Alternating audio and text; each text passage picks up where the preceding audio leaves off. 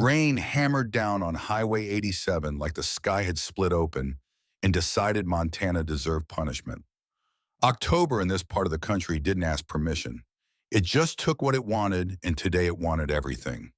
The asphalt ran black with water ditches overflowing, and the wind cut sideways hard enough to make even the pines bend.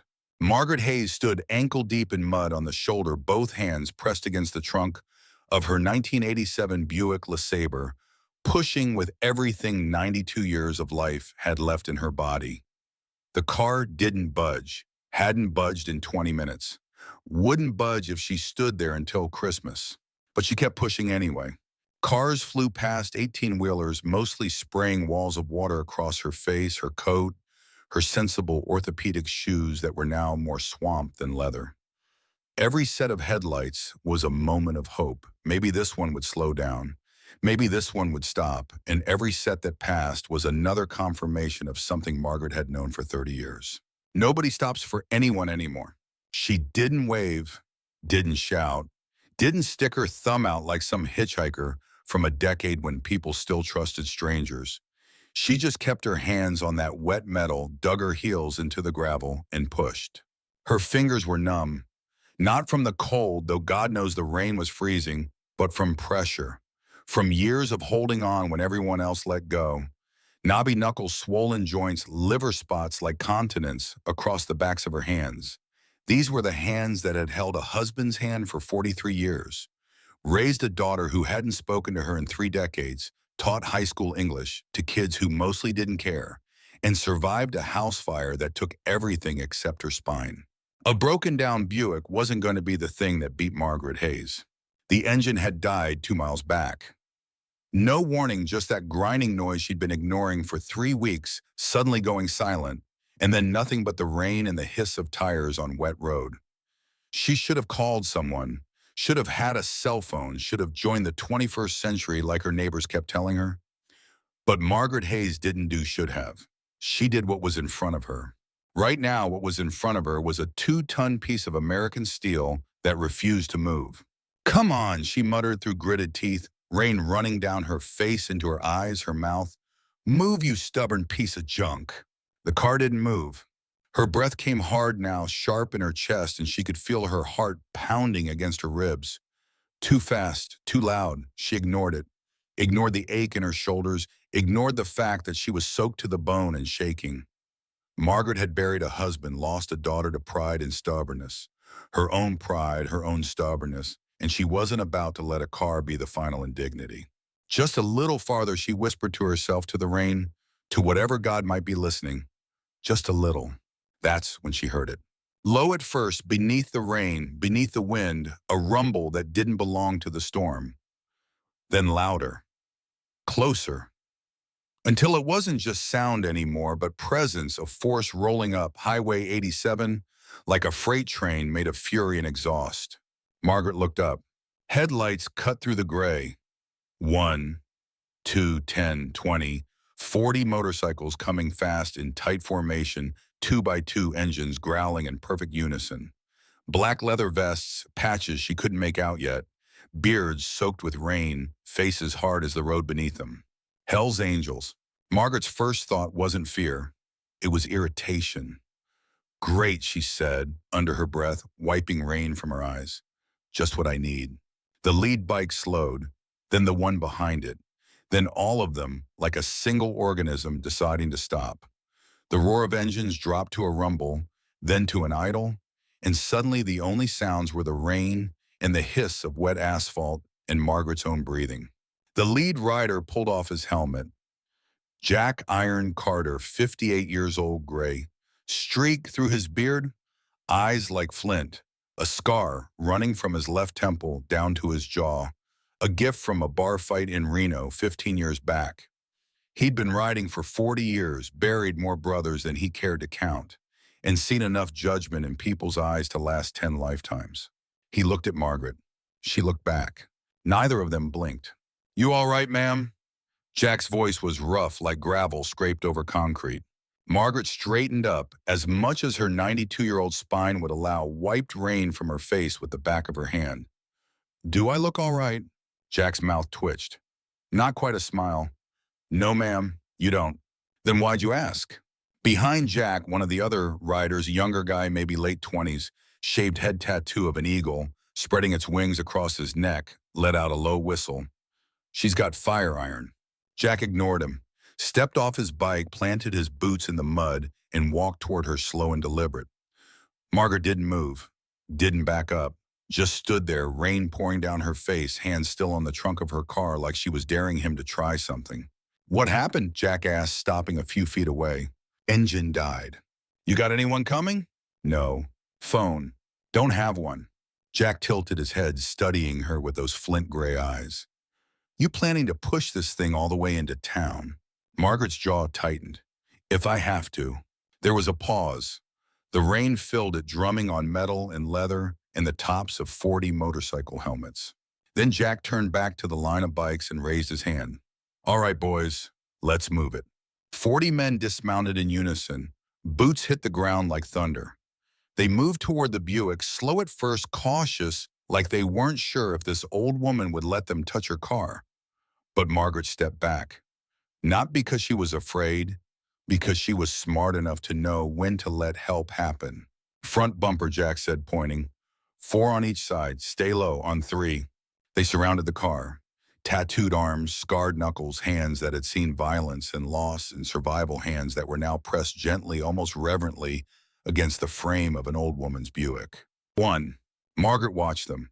These men, these strangers, the ones the world looked at and saw danger. 2. She saw something else. 3. They pushed. The car rolled forward. Not fast, not easy, but it moved. Inch by inch, foot by foot, the Buick slid across the wet asphalt, guided by 40 men who didn't have to stop, who didn't owe her anything, who could have kept riding and never looked back. But they didn't. Easy, Jack called out. Watch the ditch. Got it, Iron. Keep it steady.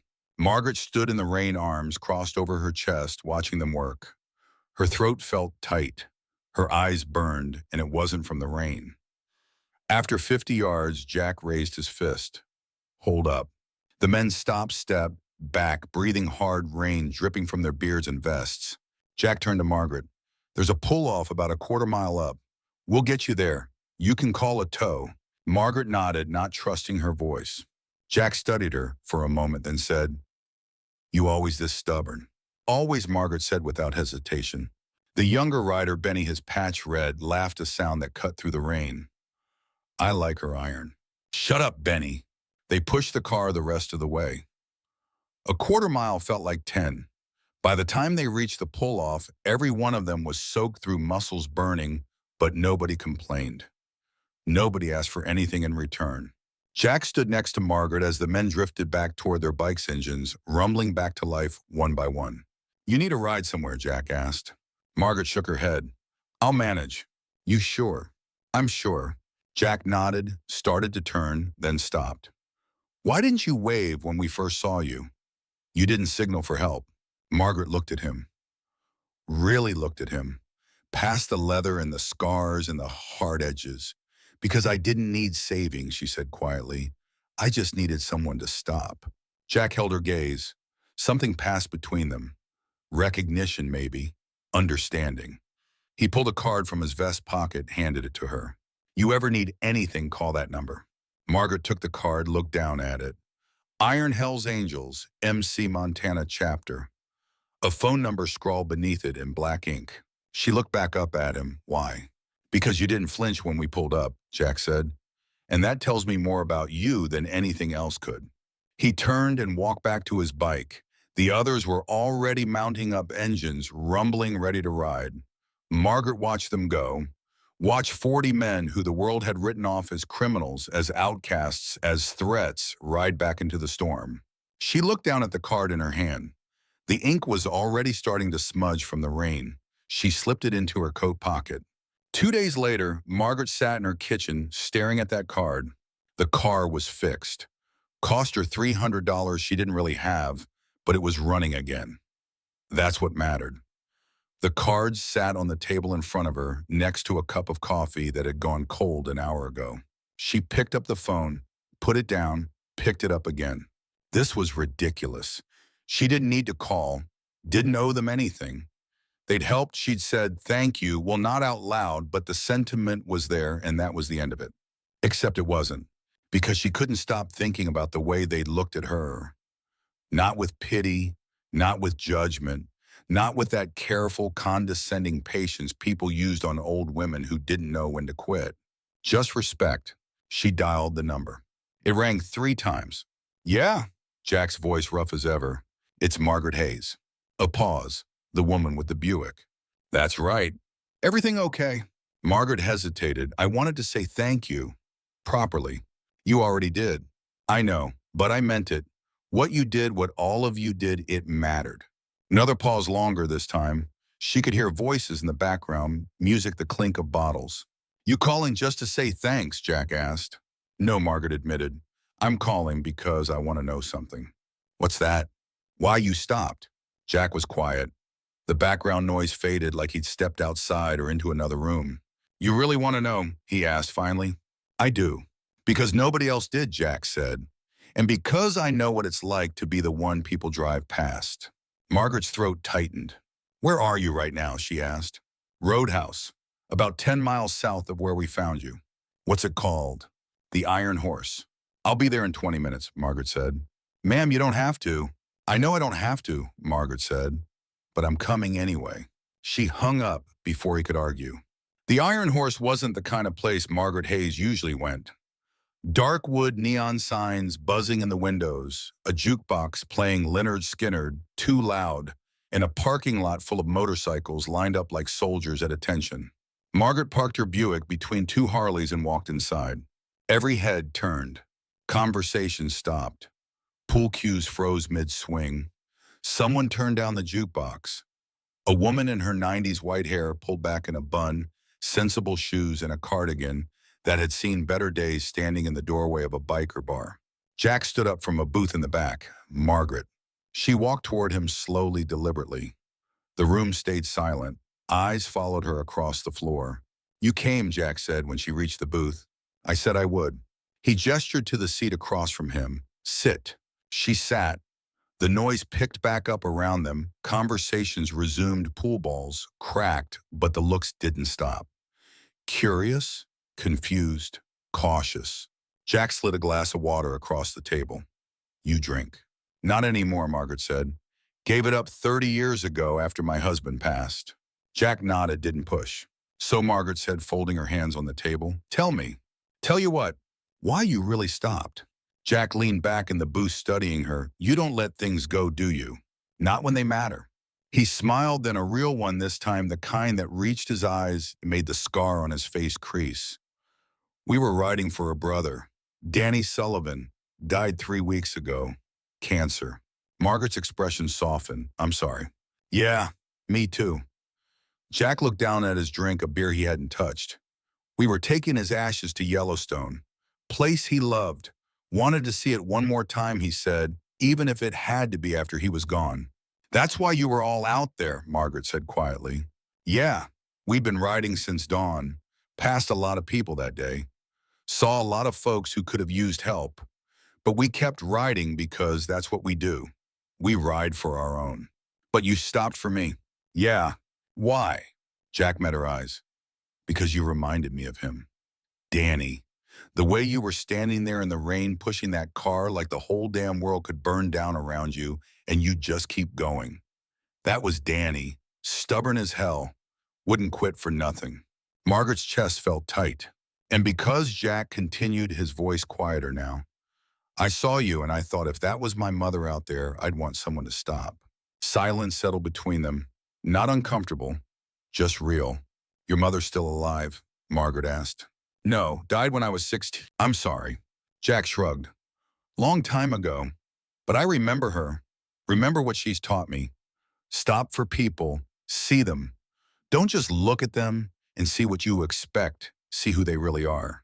Margaret reached across the table, put her hand over his. Weathered skin, spotted with age but strong. Thank you, Jack. He looked down at her hand, then back up at her face. You're welcome, Margaret. Over the next hour, Margaret met the others. Benny, the young one with the eagle tattoo, 29 years old, joined the club after his brother overdosed on heroin. Said the Angels gave him a family when his own fell apart. He was fighting for custody of his 6-year-old son and losing. Razor Marcus Webb, 40 years old, built like a mountain beard down to his chest. Used to be a mechanic, still fixed bikes on the side. Lost his wife in a car accident 5 years back. Had a daughter, Emma, 8 years old, living with his ex-sister-in-law in Billings. Road to keep from thinking too much. Spider Frank Morrison, 52, covered in tattoos, every inch of skin a story. Did 2 tours in Iraq, came home to nothing. Found the club, found purpose. Hands shook sometimes, but not when he was on a bike. One by one they came over, shook her hand, told her their stories. And Margaret listened, because that's what people needed. Not judgment, not pity, just someone willing to listen. Around 9 o'clock, Jack walked her to her car. "You surprised them," he said. "How's that?" "Most people see us and cross the street. You walked right in and sat down." Margaret smiled. "I stopped being afraid of what people think a long time ago." Jack laughed, a deep, genuine sound that echoed across the parking lot. "I believe that." She opened her car door, paused. "Jack." "Yeah, that brother of yours, Danny. He would have been proud of what you did that day." Jack's jaw tightened. He looked away, nodded. Margaret got in her car, started the engine. Before she pulled away, Jack leaned down to the window. "You know, he said you're welcome here any time." Margaret looked up at him, at this man who had stopped in the rain when no one else would. "I might just take you up on that." She drove home through the dark Montana night, but something had shifted. Something neither of them could have predicted. 3 weeks later, Margaret's phone rang. "Margaret, it's Jack." "Hey, everything okay?" "Yeah, look, this is going to sound strange. Try me. We're having a memorial ride for Danny this Saturday, heading up to Yellowstone to spread his ashes like we planned. And I was wondering if you'd want to come." Margaret blinked, stared at the wall. "You want me to ride with you?" "If you're up for it, we've got a spare seat in one of the support vans. Or if you want to drive yourself, that's fine too." "Why?" Jack was quiet for a moment. "Because Danny would have liked you. And because, I don't know, it feels right." Margaret looked at the calendar on her kitchen wall, at the empty squares stretching into next month and the month after that. "I'll be there," she said. Saturday morning came cold and clear. Margaret stood in the parking lot of the Iron Horse watching 40 motorcycles line up in formation. The sun was just starting to rise, painting the sky pink and gold, and her breath came out in white clouds. Jack walked over, helmet in hand. "You ready?" "As I'll ever be." He led her to a van at the back of the formation, but before she climbed in, Benny called out, "Hey, Margaret." She turned. He was holding out a leather vest, plain, no patches yet, but worn soft with age and use. "This was Danny's," Benny said. "Figured you should wear it." Margaret's throat closed. She took the vest, ran her fingers over the worn leather, felt the weight of it. "You sure?" she asked, her voice barely above a whisper. "He'd want you to have it," Jack said quietly. She put it on. It fit perfectly. They rode for 6 hours through mountains, past rivers, under skies so blue they hurt to look at. Margaret sat in the van watching the motorcycles ahead of her, the way they moved together like a single organism, and for the first time in years, maybe decades, she felt like she belonged to something. When they reached Yellowstone, they gathered at the edge of a cliff overlooking a valley so vast it seemed to swallow the horizon. Jack opened the urn, held it up to the wind. "Danny Sullivan," he said, his voice breaking just slightly. "Brother, friend, pain in the ass." Laughter rippled through the group. "You taught us what it meant to ride with honor," Jack continued. "To never leave a man behind, to stop when others wouldn't." He looked at Margaret. "And today you brought us someone who reminded us why we do this." He poured the ashes into the wind. They scattered like stars, caught the sunlight, disappeared into the valley below. Margaret stood there with tears running down her face, wearing a dead man's vest, surrounded by 40 strangers who'd somehow become family, and thought about her husband, Robert, about the argument they'd had the day he died, about the words she couldn't take back. "You never listened to me," she'd said. And then he clutched his chest and fallen, and those were the last words he ever heard from her. 25 years of guilt. 25 years of believing she didn't deserve to be close to anyone because what if she said the wrong thing again? What if her words killed someone else she loved? But standing here now with the wind in her hair and Danny's ashes drifting away and Jack looking at her like she mattered, she felt something crack open inside her chest. Not pain, permission. On the ride back, Margaret sat next to Jack in the van. The others had fallen asleep, exhausted from the emotion and the miles, but she was wide awake. "Thank you for inviting me," she said. "Thank you for coming. I have a question." "Shoot. What happens now?" She gestured between them. "With us. With this. Do we just go back to our lives? Pretend this didn't happen?" Jack looked at her for a long moment. Then he smiled. "Margaret, I don't think either of us knows how to pretend." She laughed and it felt good. "Tell you what Jack said. How about you come to the next club meeting, see what we're really about?" "You serious?" "Dead serious." Margaret thought about her empty house, her empty calendar, her empty life. "All right," she said, "I'll come." And she did. And then she came to the next one, and the one after that. Until Margaret Hayes, 92-year-old widow, retired English teacher woman, who'd spent 30 years keeping the world at arm's length, became something she never expected. Family. The first club meeting Margaret attended, she walked in carrying a casserole dish. Jack stared at it like she'd brought a live grenade. "What's that?" he asked. "Tuna noodle," Margaret said, setting it on the bar. "Figured if I'm going to sit through 2 hours of motorcycle talk, you're all going to eat something that isn't fried." Benny looked at Razor. Razor looked at Spider. Spider looked at Jack. Jack looked at Margaret. "You made us a casserole," he said slowly. "I did. For a Hells Angels meeting." "That's right." A beat of silence. Then Benny started laughing. Deep, uncontrollable laughter that spread through the room like wildfire. Within seconds, the whole club was losing it. Margaret crossed her arms. "What's so funny?" "Nothing," Jack said, fighting to keep a straight face. "It's just nobody's ever brought us a casserole before." "Well, now someone has," Margaret said. "And you're going to eat it." They did. Every last bite. 2 hours later, when the meeting wrapped up, Razor pulled Margaret aside. "That was the best thing I've eaten in 6 months," he said. "Then you need to learn how to cook," Margaret replied. "Teach me." Margaret blinked. "What?" "Teach me how to cook. Seriously, my kid's coming to visit next month and I can't keep feeding her takeout." "You have a daughter." Razor's face softened, and for a moment this huge man with hands like hammers looked like he might break. "Yeah, Emma. She's 8. Lives with her mom's sister in Billings. I get her one weekend a month and I want to give her something better than McDonald's, you know." Margaret studied him. This man who'd lost his wife, who was fighting just to see his daughter, who rode motorcycles to keep the grief at bay. "All right," she said. "Next Tuesday, my place, 6 o'clock. Bring an apron." Razor grinned and it transformed his whole face. "Yes, ma'am." That was the first crack. The first moment when Margaret stopped being the woman they helped on the highway and became something else entirely. By the end of the month, 3 more guys had asked her for cooking lessons. By the end of 2 months, she was running a weekly class out of her kitchen, teaching bikers how to make meatloaf, roast chicken, apple pie, things their mothers might have taught them if their mothers had stuck around. Jack showed up to the 3rd class unannounced. "You cook?" Margaret asked, surprised. "No," Jack admitted. "But I figured I should learn what you're teaching my guys." "Your guys can speak for themselves." "I know. That's what worries me." Margaret laughed and handed him a cutting board. "Chop those onions." Jack picked up the knife, stared at the onion like it had personally offended him. "You've killed men, but you can't chop an onion," Margaret asked. Jack's head snapped up. "I haven't." "Relax, I'm joking." She paused, mostly. He shook his head, fighting a smile, and started chopping. Halfway through the lesson, Margaret's neighbor, Mrs. Peterson, knocked on the door. She was the type of woman who organized the church bake sale and knew everyone's business before they did. She froze when she saw 5 Hells Angels crowded around Margaret's kitchen, counterflower on their vests, listening to a 92-year-old woman explain the difference between baking soda and baking powder.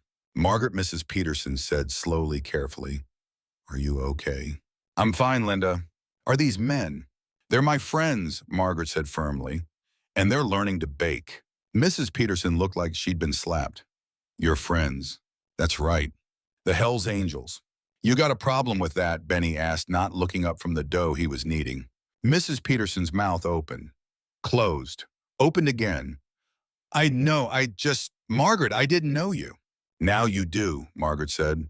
You need something, Linda, or are you just here to judge? Mrs. Peterson flushed red. I was going to ask if you wanted to go to church on Sunday. Can't. I'm riding to Missoula with the guys. Riding. On a motorcycle. Mrs. Peterson looked like she might faint. You're 92, and you're nosy. Close the door on your way out. Linda left without another word. The kitchen erupted in laughter. Damn, Margaret, Spider said, wiping tears from his eyes. You don't hold back. Never saw the point, Margaret said. Now stop laughing and check your oven. Those biscuits are about to burn. They scrambled. And somehow in that moment, something shifted again. Because Margaret wasn't just teaching them to cook. She was teaching them to care, to show up for each other, to be the kind of men who knew how to feed the people they loved. 3 weeks later, Jack called her at 11 at night. Margaret, you awake? She sat up in bed, heart pounding. I am now. What's wrong? It's Benny. We need you. What happened? Just come, please. She was dressed and in her car in 5 minutes. The Iron Horse was dark when she arrived, except for a single light in the back room. Jack met her at the door, and even in the dim light, she could see the worry etched into his face. He's inside, Jack said quietly. What happened? His ex showed up, took their kid, said Benny's not fit to be a father because of the club. He's been drinking since 6.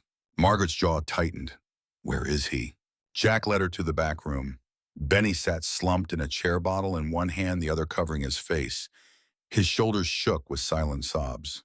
Margaret walked over, sat down next to him. Benny. He didn't look up. Benny, look at me. He lowered his hand. His eyes were red, swollen, destroyed. She took it, Margaret, he whispered. She took my boy. I know. Said I'm a bad influence. Said he's better off without me. His voice cracked. Maybe she's right. Margaret reached over and took the bottle from his hands, set it on the floor. Then she took both his hands in hers. Listen to me, she said. I've lived 92 years. I've seen good fathers and bad fathers. You know what makes the difference? Benny shook his head. Showing up, Margaret said. Even when it's hard, even when it hurts, even when the whole world tells you you're not good enough, you show up anyway. I can't even see him, Benny whispered. She got a restraining order. Then you fight it. How I don't have money for a lawyer. I don't have. You have us, Jack said from the doorway. Benny looked up. We'll figure it out. Jack continued, walking into the room. We'll find a lawyer. We'll do whatever it all takes. But you don't give up. You hear me? Benny's face crumpled. He nodded. Margaret squeezed his hands. Your son needs you, Benny. Don't let anyone tell you otherwise. They sat with him until 3 in the morning. Didn't say much, didn't need to. Sometimes presence was louder than words. When Margaret finally drove home, the sun was starting to rise over the mountains, painting them gold and pink. She was exhausted, but she wasn't tired. Because for the first time in years, she felt needed. Not as someone's mother or wife or teacher, as herself. 2 days later, Jack showed up at Margaret's house with a folder full of papers. What's this? She asked, letting him in. Custody case for Benny. He handed her the documents. We found a lawyer, pro bono friend of Spider's from his VA group. But he needs character references, people who can vouch for Benny. Margaret scanned the papers, saw the court date circled in red. 3 weeks away. You want me to testify? If you're willing. When? Hearings in 3 weeks. Billings Courthouse. Margaret looked up at him. You think it'll help? I think a 92-year-old retired teacher showing up to defend a Hell's Angel might make people think twice about their assumptions. Margaret smiled. You're damn right it will. The hearing was held on a Tuesday morning in a courthouse that smelled like old wood and older judgments. Margaret wore her best dress, navy blue pearls, sensible heels, and walked into that courtroom like she owned it. Benny's ex-wife Jessica sat on the opposite side with her lawyer, a sharp-looking woman in a power suit who looked at Margaret like she was a curiosity in a museum. When Margaret was called to the stand, she didn't hesitate. The lawyer started easy. Mrs. Hayes, how do you know Benjamin Ross? He's my friend, Margaret said clearly. And how did you meet? He helped me push my car out of the rain. Murmurs rippled through the courtroom. The lawyer continued pacing now. And you're aware that Mr. Ross is a member of the Hells Angels Motorcycle Club. I am. An organization known for criminal activity. Objection, Benny's lawyer said, half rising. Your Honor. Objection sustained, the judge said. Counselor rephrase. Jessica's lawyer paused and tried again. Mrs. Hayes, do you think it's appropriate for a child to be around members of a motorcycle gang? Margaret leaned forward slightly, and when she spoke, her voice carried through the courtroom like a bell. I think it's appropriate for a child to be around people who show up when others don't, who teach him loyalty, responsibility, and what it means to stand by your word. So yes, I think Benny Ross is exactly the kind of man that boy needs in his life. The lawyer blinked. But the lifestyle. The lifestyle, Margaret interrupted, is one where men take care of each other, where they don't walk away when things get hard, where they stop in the rain to help an old woman they've never met. You want to talk about character. Let's talk about the fact that Benny Ross has spent every weekend for the last 2 months learning to cook so he can make his son a decent meal when he visits. Let's talk about the fact that he works 2 jobs to pay child support on time every time. Let's talk about the fact that he loves that boy more than anything in this world. Silence. The judge looked at Jessica, then at Benny, then at Margaret. Anything else, counselor? The judge asked. Jessica's lawyer shook her head, looking rattled. You may step down, Mrs. Hayes. Margaret walked back to her seat. Benny's eyes were wet. Thank you, he mouthed. Margaret nodded. 3 days later, the judge ruled in Benny's favor. Partial custody, weekends and holidays.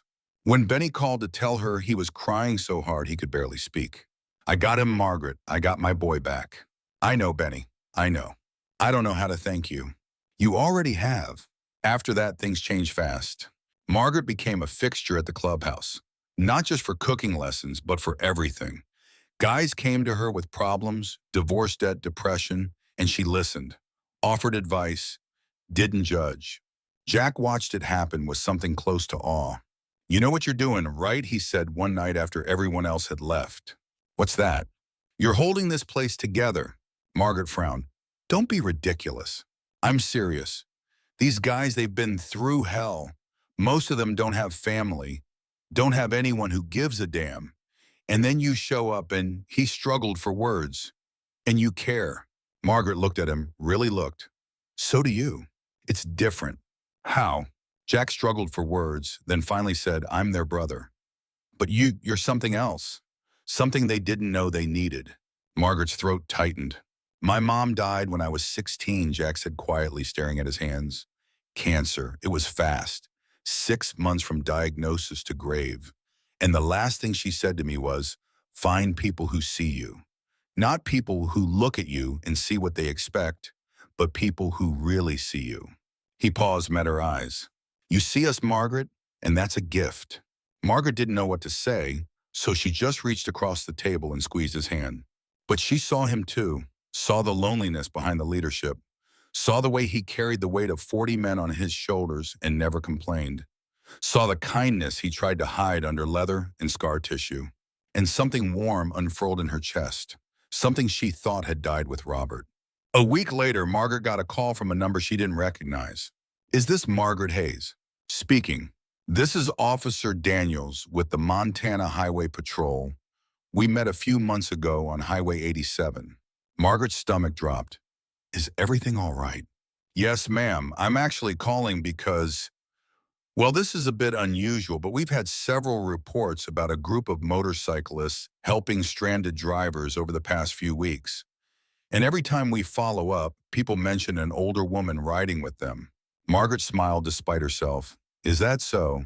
Yes, ma'am. And I wanted to ask, is that you? Might be. Officer Daniels laughed. Mrs. Hayes, I'll be honest. When I saw you with those bikers that day, I thought, well, I made assumptions. Wrong ones. I wanted to apologize. And to say what you're doing, what they're doing, it matters. People notice. Thank you, officer. One more thing. There's a community service awards ceremony next month. The mayor wants to recognize local groups making a difference. I'd like to nominate the Hells Angels. Margaret nearly dropped the phone. You're serious. Dead serious. What does Jack say? I haven't asked him yet. Wanted to run it by you first. Why me? Because if anyone can convince him to show up, it's you. Margaret hung up and immediately called Jack. Absolutely not, he said. Jack, no, we don't do that. We don't show up to ceremonies and shake hands with politicians. It's not about them. It's about recognition for the guys, for everything they have done. They don't need recognition. Maybe not, but they deserve it. Jack was silent for a long moment. Then he sighed. If I say yes, will you stop nagging me? No promises. Fine, but I'm not wearing a suit. Wouldn't dream of it.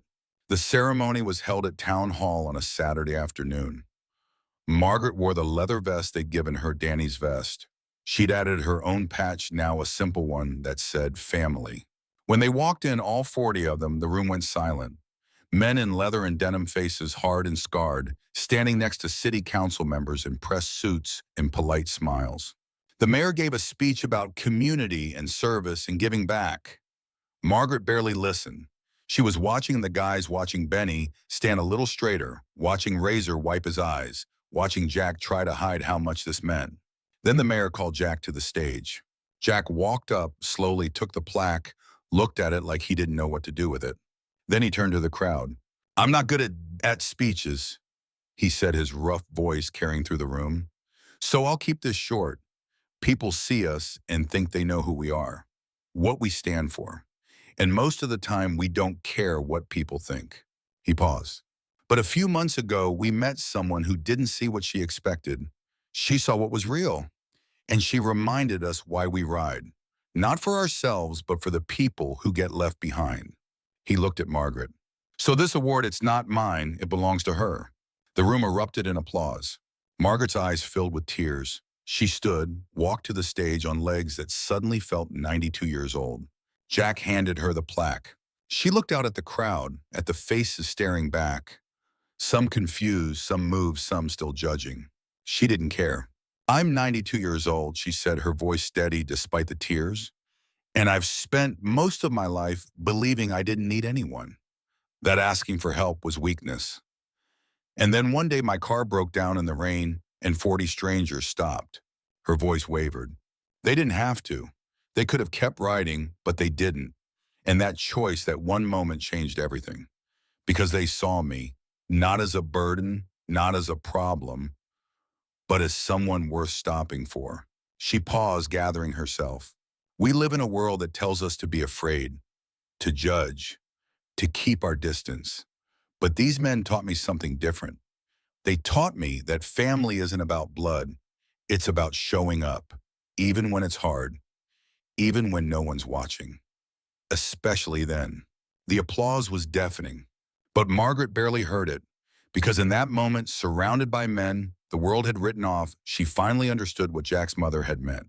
She'd found people who saw her, and she saw them right back. After the ceremony, they went back to the Iron Horse. The celebration lasted until dawn. Margaret sat at the bar nursing a ginger ale, watching the guys laugh and tell stories and just be happy. Jack sat down next to her. You okay, he asked. Better than okay. Good. They sat in comfortable silence for a while.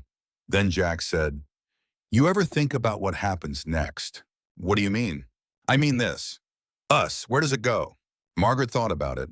About the empty house she'd returned to tonight. About the calendar with nothing but cooking lessons and club meetings filling the squares. I don't know, she said honestly, but I'm not worried. Why not? Because for the first time in my life, I'm not alone. And that's enough. Jack nodded slowly. Then he raised his glass. To family. Margaret clinked her ginger ale against his beer. To family.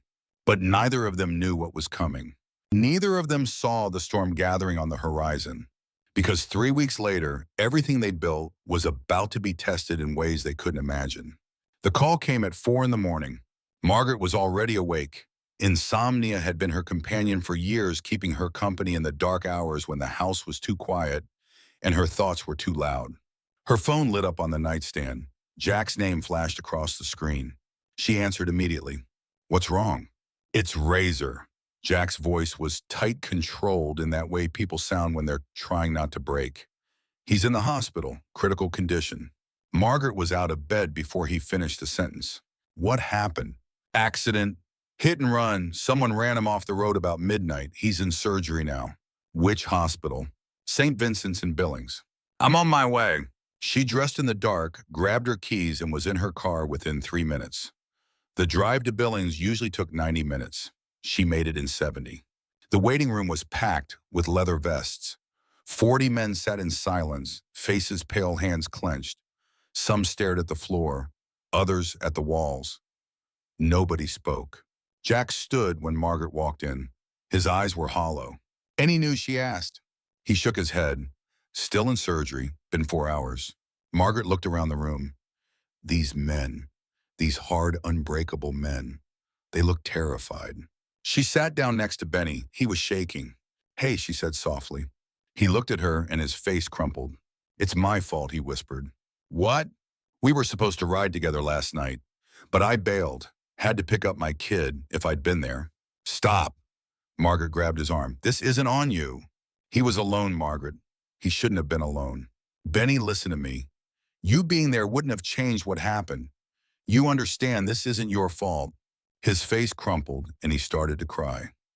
Margaret pulled him into a hug, and this grown man, this biker covered in tattoos and scars, sobbed into her shoulder like a child. Around them, others started to crack. Spider wiped his eyes. A guy named Tiny, 6'5", 300 pounds, turned away to hide his tears.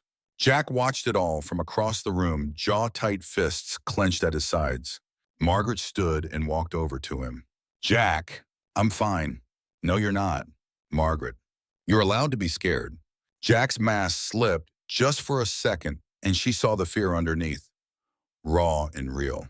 He's the best of us, Jack said quietly. If we lose him. We're not going to lose him. You don't know that. You're right, I don't, but I know Razor, and I know he doesn't quit. Neither do you. So don't start now. Jack stared at her, then nodded. 6 hours later, a surgeon walked into the waiting room. Everyone stood at once. Family of Marcus Webb. We're his family, Jack said. The surgeon looked at the room full of bikers, paused, then nodded. He's stable. The surgery went well. We had to repair internal bleeding and reset his leg, but he's going to make it. The room exhaled as one. Can we see him, Jack asked. Not yet. He's in recovery. Give it a few hours. The surgeon paused. But he's asking for someone named Margaret. Every head turned toward her. Margaret blinked. Me. That's what he said. Tell Margaret I'm okay. Her throat closed. She nodded. 2 hours later, they let her in. Razor lay in the hospital bed, pale as the sheets tubes running from his arms, his leg in a cast elevated by wires. His eyes were half open. Hey, big guy, Margaret said quietly, pulling a chair next to the bed. Razor's lips twitched into something that might have been a smile. You came. Of course I came. Told him he winced. Tell you first. Why me? His eyes focused on her, and despite the pain, despite the morphine, they were clear. Because you're the one who taught me what matters. Margaret's eyes burned. What are you talking about? Emma, his voice was weak but steady. My daughter, she's coming tomorrow. Was supposed to cook for her. Like you taught me. You'll get another chance. What if I don't? Then I'll teach her myself, Margaret said firmly. But you're going to be fine. You hear me? You're going to walk out of here and make that little girl the best damn meal she's ever had. Razor smiled, closed his eyes. Thank you, Margaret. She squeezed his hand. Rest now. When she walked back into the waiting room, Jack stood immediately. How is he? He's going to be okay. The tension broke like a dam. Men hugged. Some cried openly. Others just sat down, relief washing over them like a wave. But Jack pulled Margaret aside. We need to talk. About what? About who did this? Margaret's stomach dropped. You know, not yet, but I will. Jack, don't. Someone ran him off the road, Margaret. On purpose. This wasn't an accident. How do you know?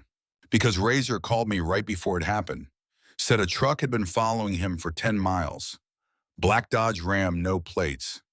Then the line went dead. Margaret's blood ran cold. Did you tell the police? Yeah, they're looking into it. But you and I both know how that goes. So what are you going to do? Jack's eyes were hard as stone. Whatever I have to. Jack, what? Let it go. Pretend it didn't happen. I'm saying be smart. Don't throw away everything you've built because of revenge. Jack stared at her for a long moment. Then he walked away. Margaret knew that look. She'd seen it before in her late husband's eyes, right before he made a decision that couldn't be undone. She followed him outside. Jack, wait. He stopped, didn't turn around. I know you're angry, Margaret said. I know you want blood, but think about what happens next. You go after this person, you end up in prison or dead. And then what? Who looks after these guys? Who holds them together? They don't need me. Yes, they do. You're their leader, their brother. You walk away from that because of revenge. You're not just hurting yourself, you're hurting all of them. Jack's shoulders tensed. So I'm supposed to do nothing. I'm saying let the police do their job. And if they don't, we'll figure something else out. Together. He finally turned around and the pain in his eyes nearly broke her. Why do you care so much? Because you matter to me, Margaret said quietly. All of you. And I'm not going to stand by and watch you destroy yourselves. Jack's expression softened slightly. You really believe that we matter? With everything I have. He nodded slowly.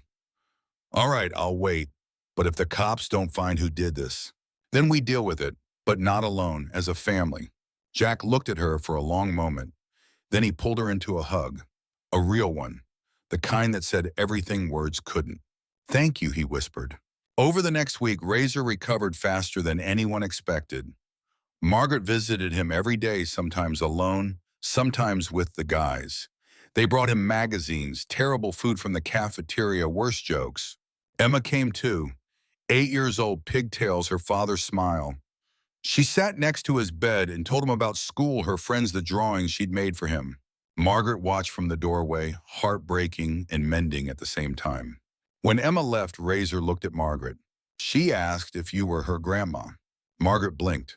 What did you say? I said you're everyone's grandma now. Margaret laughed, wiping her eyes. That's a lot of grandkids. Think you can handle it? I've handled worse. But the peace didn't last. 3 days later, Jack got a call from Officer Daniels. We found the truck, Daniels said. Black Dodge Ram, matches Razor's description. Who was driving? That's the thing, it was reported stolen 2 days before the accident. Owner didn't even know it was gone. Jack's jaw tightened. So you've got nothing. We're working on it. There might be surveillance footage. Might be isn't good enough. Jack, I understand you're frustrated, but do you, because one of my brothers is lying in a hospital bed and you're telling me you've got nothing. Margaret, who was standing nearby, grabbed Jack's arm. He looked at her. She shook her head. Jack took a breath. Just find who did this. We will, I promise. Jack hung up, stared at the phone, then threw it across the room. Jack, he held up a hand. Don't tell me to calm down. Don't tell me it's going to be okay, because it's not. Margaret stepped closer. Then tell me what you need. He looked at her, and the pain in his eyes was raw. I need to protect my family, and I can't do that if I'm sitting around waiting for cops to do their job. So what's the plan? I'm going to ask around, see if anyone saw anything. Someone knows something. Then I'm coming with you. Jack frowned. Margaret, don't argue. You need someone to keep you from doing something stupid, and that someone is me. He stared at her, then nodded. Fine, but you stay in the car. We'll see. They spent the next 2 days visiting bars, truck stops, gas stations along the route Razor had taken that night. Showed people pictures of the truck, asked if anyone had seen anything. Most people shook their heads. A few remembered seeing the black Dodge that night, but nobody had details. Until they hit a diner outside of Hardin. The waitress woman in her 50s, with tired eyes and a smoker's voice, looked at the picture and froze. You know something, Jack said. She glanced around nervously. Look, I don't want trouble. Neither do we. We just want information. She hesitated, then leaned in close. There were 2 guys in that truck. Came in here around 11 that night. Looked like trouble. One of them had a bandage on his hand. Fresh, like he'd punched something. Margaret's pulse quickened. What did they look like? One was tall, blonde, tattoos up his neck. The other was shorter, dark hair, scar on his cheek. Jack pulled out his phone, scrolled through pictures, showed her one. This him. The waitress nodded. That's the blonde one. Jack's face went dark. You sure? Positive. I remember because he left a 20-cent tip on a $40 tab, asshole. Jack stood abruptly. Thank you. Outside, Margaret grabbed his arm. Who is he? Tommy Vickers. Used to ride with us. Got kicked out 2 years ago for stealing from the club. Why would he go after Razor? Because Razor's the one who caught him. Margaret's stomach turned. Jack, if he did this. He did. Then we go to the police. No. Jack's voice was ice. We handle this ourselves. Jack. He almost killed Razor Margaret. You think I'm going to let that slide? I think you're going to end up in prison if you're not careful. Jack pulled away from her. Then I guess I'll have to be careful. He got on his bike, started the engine. Margaret stood there, heart pounding, mind racing. Then she made a decision. She pulled out her phone and dialed Officer Daniels. It's Margaret Hayes. I know who ran Razor off the road. And I know where Jack's going. She got in her car and followed him. Jack drove to a rundown apartment complex on the edge of town. Margaret stayed half a block back watching as he parked his bike, walked up to the second floor, and knocked on a door. The door opened. A man stood there, tall, blonde, neck tattoos. Tommy Vickers. Margaret's blood ran cold. Jack said something. Tommy's face twisted in anger. He shoved Jack. Jack shoved back, harder. Then Tommy swung. Jack ducked, grabbed Tommy by the shirt, slammed him against the doorframe. Margaret was out of her car before she knew what she was doing, running up the stairs, her 92-year-old legs moving faster than they had in years. Jack stopped. Jack looked at her, and his eyes were wild, dangerous. Get back in the car. Number. Margaret. Let him go. I can't. Yes, you can. Tommy spat blood. Yeah, listen to Grandma Jack. Let me go. Jack's grip tightened. He tried to kill Razor. And if you kill him, you're no better. Margaret stepped between them, looked Tommy dead in the eye. Did you do it? Tommy laughed a bitter, ugly sound. Do what? Run Marcus Webb off the road. Tommy's smile was cold.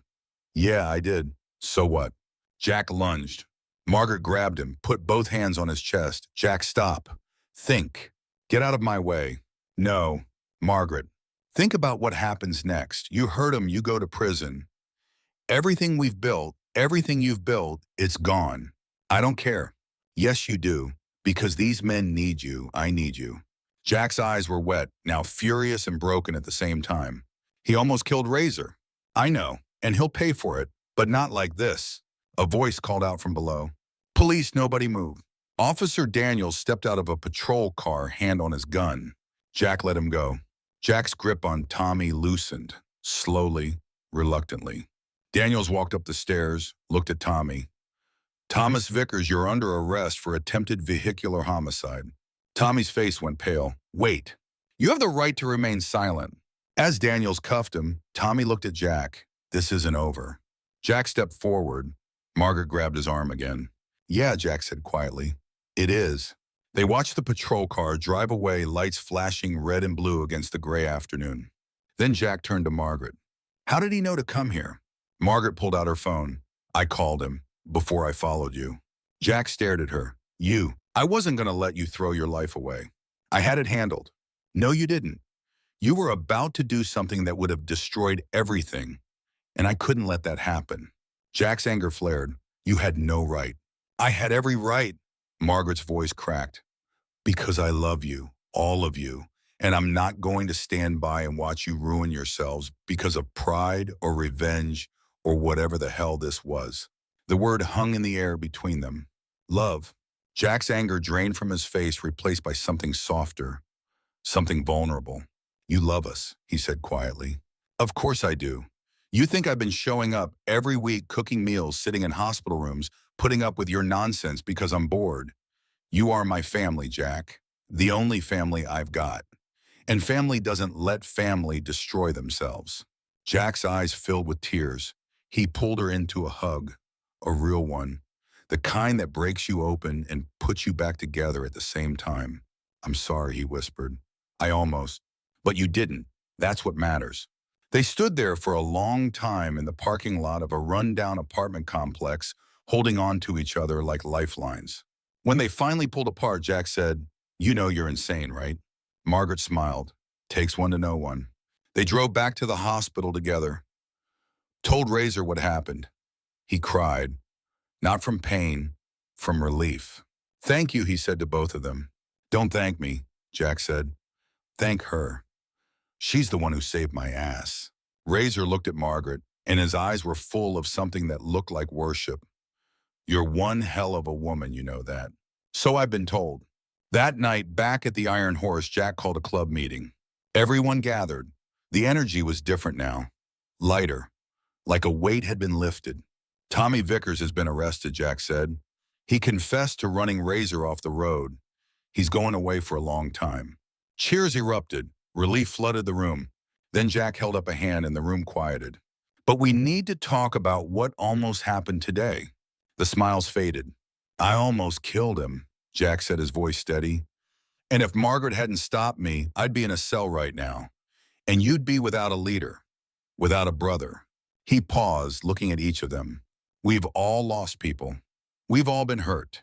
And it's easy to let that turn into rage, into violence, but that's not who we are anymore. We're better than that.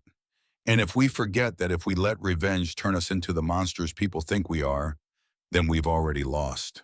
Silence filled the room. Then Benny stood. He's right. We're not killers. We're family. One by one others stood. Spider. Tiny. A dozen more. And then they all turned to Margaret. Jack gestured to her. Come up here. Margaret shook her head. I don't need. Come up here, Jack said again, firmer this time. She walked to the front of the room on legs that suddenly felt every one of her 92 years. Jack looked at the club. This woman saved my life tonight. Not just my life, all of ours.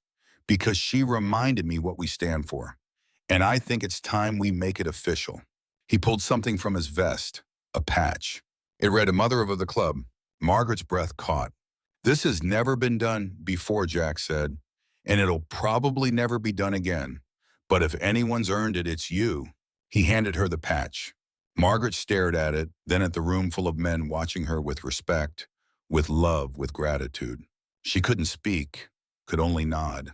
They pinned the patch to Danny's vest, the one she still wore every time she came to the club. And just like that, Margaret Hayes became something she'd never imagined. Not just a friend, not just a teacher. The mother of 40 men who'd once been strangers. And as she stood there surrounded by leather and loyalty and love, she realized something. She'd spent 92 years believing she didn't need anyone. But she'd been wrong. Because family wasn't about blood. It was about showing up, even when it hurt, especially then. 3 months passed, Razor healed. Tommy Vickers went to trial and got 10 years. Life settled into a rhythm that felt almost normal. Margaret's 93rd birthday came on a cold November morning. She hadn't told anyone about it, hadn't mentioned it. Birthdays felt pointless when you'd had as many as she had. But at 7 in the morning, there was a knock on her door. She opened it to find all 40 of them standing on her lawn. Happy birthday, Mom, they said in unison. Margaret's hand flew to her mouth. How did you? We have our ways, Jack said, grinning. Now let us in. We brought breakfast.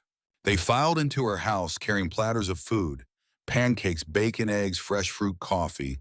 Someone had even brought orange juice.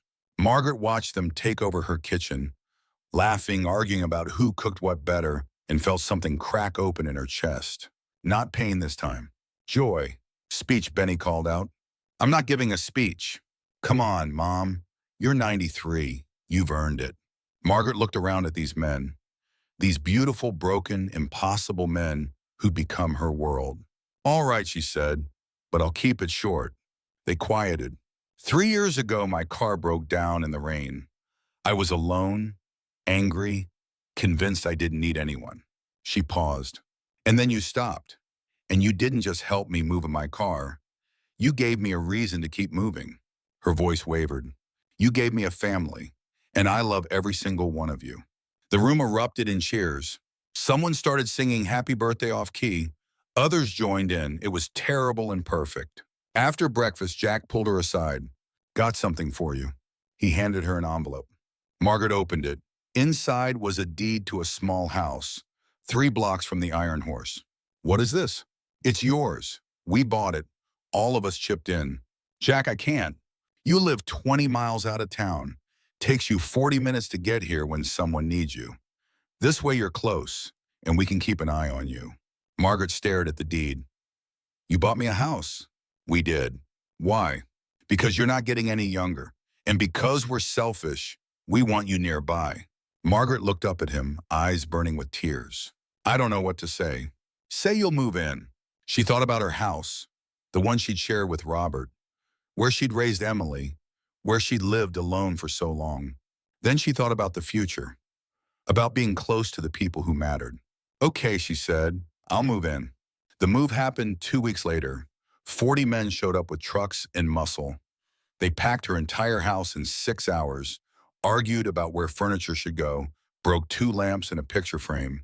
Margaret supervised from a lawn chair, drinking lemonade, laughing at their chaos. You're enjoying this, Jack said. Immensely. By evening, the new house was set up, her bed, her kitchen table, her photos on the walls. It looked like home. That night, alone for the first time in the new place, Margaret sat on her porch and cried. Not from sadness, from gratitude. But a month later, a letter arrived. Margaret stared at it, heart pounding. The return address, National Headquarters, Hells Angels Motorcycle Club. She opened it with shaking hands. Dear Montana Chapter, this is to inform you that your charter is under review. An audit will be conducted on December 15th. All financial records must be made available. Failure to comply will result in revocation of your charter. Margaret's blood ran cold. She called Jack immediately. We have a problem. He came over within the hour, read the letter, and his face went dark. They're trying to shut us down. Why? Anonymous complaints. Someone's been feeding them bullshit about us. Can they do this? They can do whatever they want. They're national. Then we'll make sure they don't find anything wrong. Jack looked at her. Margaret, I can't ask you to. You're not asking. I'm offering. I know numbers. I was a teacher for 40 years. Let me look at the books. Jack hesitated, then nodded. All right, but if this goes south, it won't. Margaret spent the next 5 days going through every financial record the club had. Receipts, bank statements, expense reports. And she found inconsistencies. Small ones, but enough to raise questions. She called Jack. We have a problem. He came over immediately. What is it? There are transactions here that don't match up. Someone's been skimming. Jack's face went dark. How much? About $15,000 over the past year. Who? Margaret pointed to a name on the ledger. Derek Mills, goes by Wrench. Jack swore. He's the treasurer. Not anymore, he's not. Jack called an emergency meeting that night. Wrench showed up looking nervous. We know what you did, Jack said without preamble. Wrench's face went white. I can explain. You stole from the club. I was going to pay it back. My kid needed surgery. Insurance wouldn't cover it. I didn't know what else to do. The room was silent. Margaret stood. Why didn't you ask? Wrench looked at her and his eyes were wet. Because I didn't want to be a burden. A burden, Margaret's voice rose. You think asking for help makes you a burden after everything we've been through, after everything we've built. Wrench's face crumpled. I'm sorry. Jack stepped forward. You're out, effective immediately. Jack, please. You lied. You stole. There's no coming back from that. Wrench looked at the faces around him. Men he'd ridden with for years, brothers, and saw no mercy. He left without another word. The room stayed silent for a long time. Then Margaret spoke. We need to fix the books before the audit. How, Benny asked. We're 15 grand short. Margaret pulled out her checkbook, started writing. What are you doing, Jack asked. Covering it. Margaret number. Yes. She ripped out the check, handed it to Jack. This family doesn't fall apart because of money. We fix it together. Jack stared at the check. $15,000. Her entire life savings. I can't take this. You're not taking it. I'm giving it. There's a difference. Jack's jaw worked. Then he nodded, voice thick. We'll pay you back. I don't want you to pay me back. I want you to remember this. The next time someone's struggling, the next time someone's too proud to ask for help, you remember. The audit happened 3 days later. 3 men in suits showed up with clipboards and attitudes. Margaret was there sitting at the table with Jack, calm, prepared. They went through every line item, every receipt, asked pointed questions, tried to find holes, found nothing. At the end of 6 hours, the lead auditor closed his notebook. Everything appears to be in order. Good, Jack said. However, we've received complaints about the club's activities. Community disturbances, noise violations. From who, Jack asked. Anonymous sources. Margaret leaned forward. Anonymous meaning you don't have proof. The auditor looked at her. And you are. Margaret Hayes, I live 3 blocks from the clubhouse, and I've never heard a single complaint from any actual neighbor. Mrs. Hayes, this doesn't concern. It concerns me plenty. These men are my family, and if someone has a problem with them, they can say it to my face instead of hiding behind anonymous complaints. The auditor blinked clearly, not used to being challenged by a 93-year-old woman. We're done here, Jack said, standing. Unless you have actual evidence of wrongdoing, you can leave. The auditors exchanged looks, then packed up their things. We'll be in touch, the lead auditor said. After they left the room, exhaled. Think we're clear, Benny asked. For now, Jack said. 2 weeks later, the call came. The charter was safe. No violations found. Case closed. The club celebrated that night. Music, food, laughter, relief. Margaret sat at the bar watching them and felt peace settle into her bones. Jack sat down next to her. You saved us again. I didn't do anything.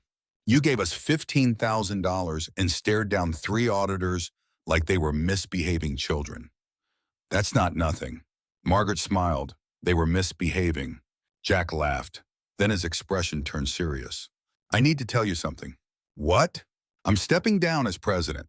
Margaret's heart stopped. What? I'm 60 next month. Been riding for 42 years, and I'm tired, Margaret. I want to ride for fun again, not responsibility. Who's taking over? Benny, if he wants it. Margaret thought about Benny, the young man who'd been drowning in alcohol and regret when she met him, who'd fought for his son, who'd grown into someone steady and strong. He'll be good, she said. I think so too. What about you? What will you do? Jack looked at her. I was thinking about buying that piece of land up by the lake, building a small cabin, spending more time fishing, less time worrying. Sounds lonely.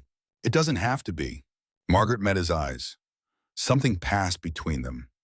Something that had been building for 3 years. Jack, I'm not asking for anything you are not ready to give, he said quietly. But I'm also not pretending I don't care about you. More than I should. More than I know how to say. Margaret's breath caught. I'm 93. I know. You're 60. I know. People will talk. Let them. Jack reached for her hand. I've spent my whole life not caring what people think. I'm not starting now. Margaret looked at their hands. His rough and scarred, hers wrinkled and spotted with age. I don't know how to do this, she whispered. Neither do I, but we'll figure it out. She squeezed his hand.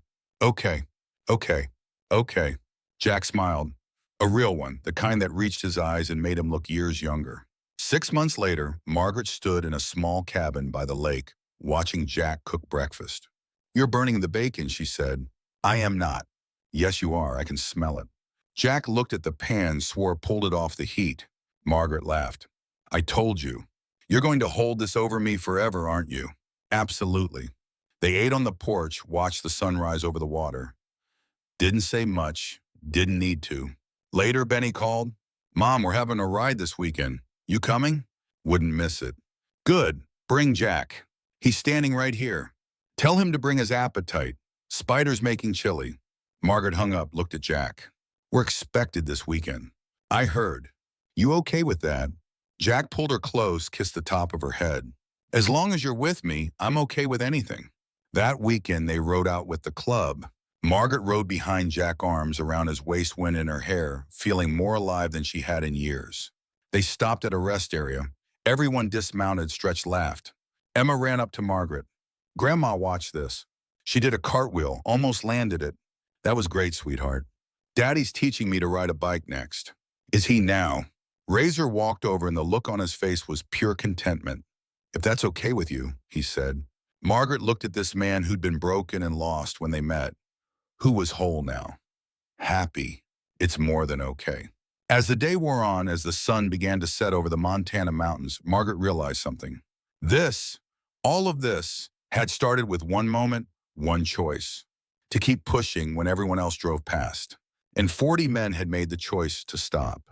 That choice changed everything. It gave her family, purpose, love.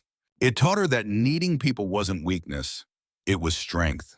That family wasn't about blood or obligation. It was about showing up, even when it was hard, especially then. And as the sun set, as 40 motorcycles rumbled back toward home, Margaret understood what her daughter Emily had meant before she died. She'd found her people, and they'd found her. Not because they were perfect, but because they were real. Because they saw each other, truly saw each other, and that made all the difference. The rain had brought them together that day on Highway 87, but it was the choice to stop, to see someone struggling, and decide they mattered that built something unbreakable. Margaret was 93 years old. She'd buried a husband, lost a daughter, spent decades believing she didn't need anyone. And then strangers became family. Because 40 men in leather and denim looked at an old woman in the rain and saw someone worth saving. And she looked at them and saw the same thing. That's what family was. Not perfection, not obligation, just people choosing each other every single day. And that choice was everything.